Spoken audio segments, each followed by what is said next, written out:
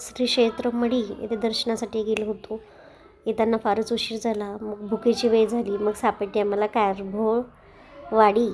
इथे अतिशय सुंदर अशा पेंटिंग्स काढलेल्या आहेत.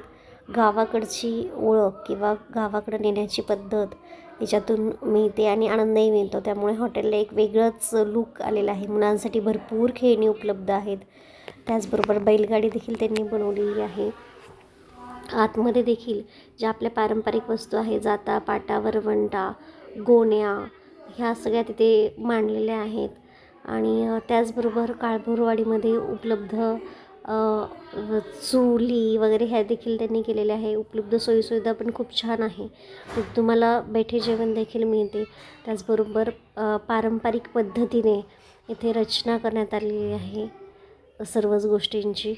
इथे एक छानसा झुला देखील आहे जो की खरंच आनंददायी वाटतो. आम्हाला जाण्यास खूपच उशीर झाला होता, त्यामुळे आम्ही जास्त काळ इथे थांबलो नाही. पण पुन्हा भेट द्यावयास जावं असं वाटल्याशिवाय देखील राहिलं नाही. इतकं छानसं त्यांनी केलेली सगळी रचना आहे.